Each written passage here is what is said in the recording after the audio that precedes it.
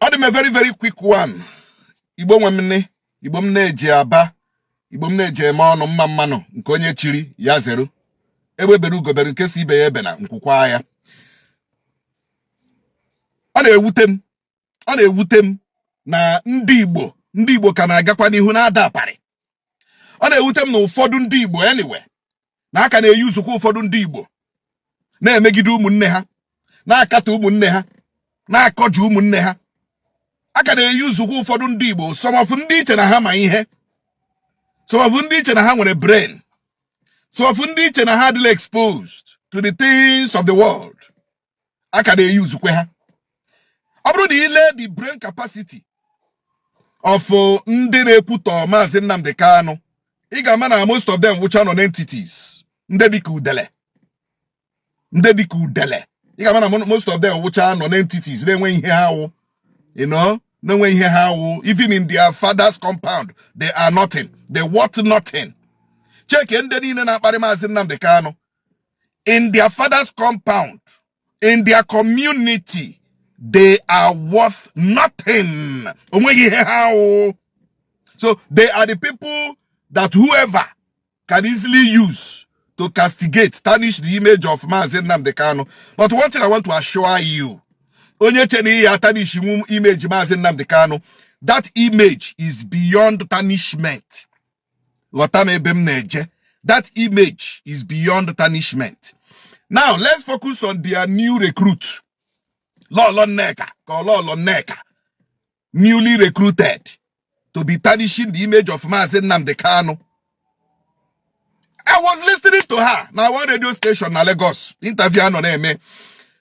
Gegide nwanya. Onwe ihe nghọtara. Nwanyị sịra Mazi Nnamdi Kanu mere gịgene, ọtara ji gị ka ọtara ede gị. Gịnị ihe Mazi Nnamdi Kanu mere gị? You know, onwe nnu ihe nghọtara ihe ọ nọ na-ekwu IPOB. Ejikwe IPOB ji wuru family business. IPOB ji wuru family business. Onye na-ajụ ya sị, are you a member of IPOB? Or si no? Ni abụrụ a member of IPOB. Then ole ihe jikọrọ gị na IPOB, more family business, more public business, more commercial business, more private business. Ole ihe jikọrọ gị na IPOB. If you're not a member, you don't have the right, the legal right to ask of anything concerning an organization that you are not part of.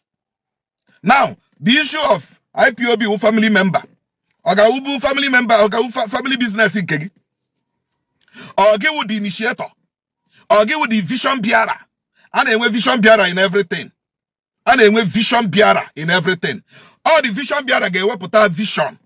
Pokotazi and Dios Simuna, Lekweni hen, Choroka ime, Lepotum Shirichoka ede. Or Waham Pago, Waham Magakage J register. Is it not the name of the family bearer, the vision bearer, Kage J register? Also the vision bearer, Yawera Hampea na Mea, Mende, corporate, whatever, and me, Obasa Hoge. It doesn't concern you. Gicho, go and have your own vision. Register your own vision with your name and the name of your family members. Micho, Okwa Micho. But let's look at it. Who is even suffering? Who is even in prison now? Ole donya kuburule na DSS. Ole nya baralule yoku. Onye ke eburu mpe abuo mmea. Onye ke eburu ndi na-eso ụzọ ya. Onye akwa Mazi Nnamdi Kanu. Akwa ya na Sokoto prison, akwa uyanwa no kwa Sokoto prison. So ole ihe o ji ewute gị na Mazi Nnamdi Kanu register IPOB. It's a simple question. For instance now, na Mazi Nnamdi Kanu G family members here register IPOB. Then another person and run a Sokoto prison. Let me repeat. Mazi Nnamdi Kanu here register IPOB. Then another person now here wonye here register IPOB and run a Sokoto prison. Then but the vision bearer is the one languishing in prison. The vision bearer was the one that stayed too long in DSS custody. The vision bearer was the one whose house was burnt. Parents died out of shock. Followers killed. In Ibeko Maya. Go on, no register IPOB. Get put on a pia. Does it concern you? Are we talking of IPOB here, or are we talking of the entire vision for Igbo? Why are you focusing on IPOB if you're not a greedy fellow? Why are you focusing on the finances of IPOB?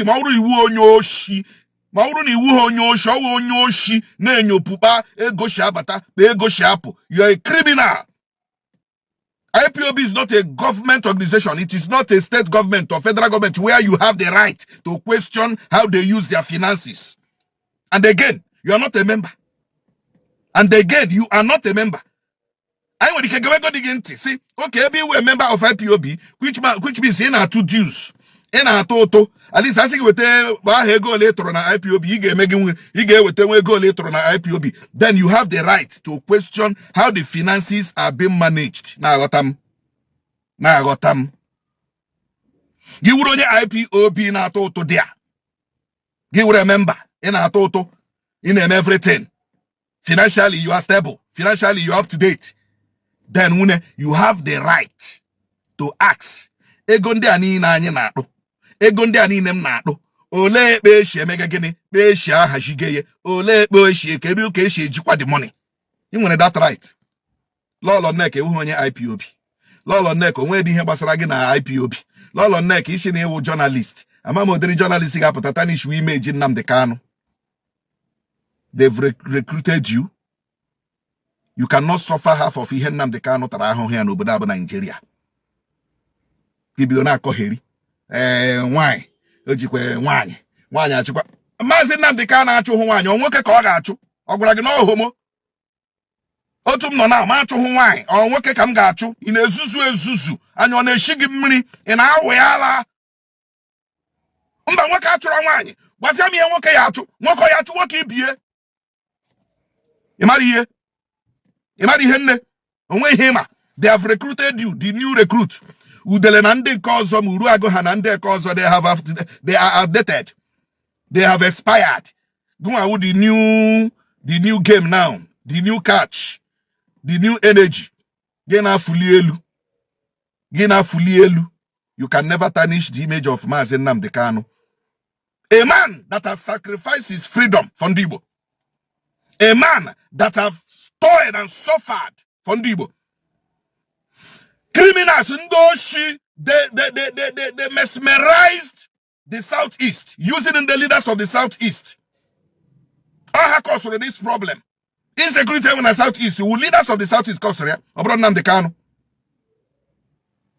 For years, ESN on imo here, nobody have the problem again of the Fulani herdsmen doing this, doing that. Ejirindo criminals, ndo jabe ozu to blackmail ESN.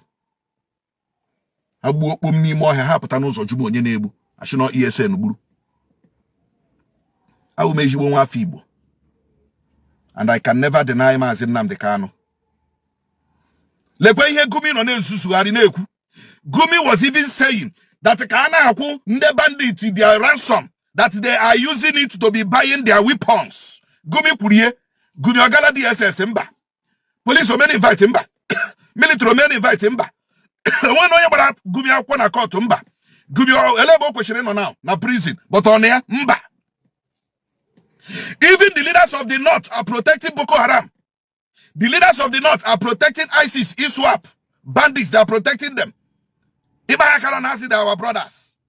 Iba Hakaron has our prodigal brothers. Iba Hakaron has it, our prodigal sons. But all you know, Ndi Bokage use against your own.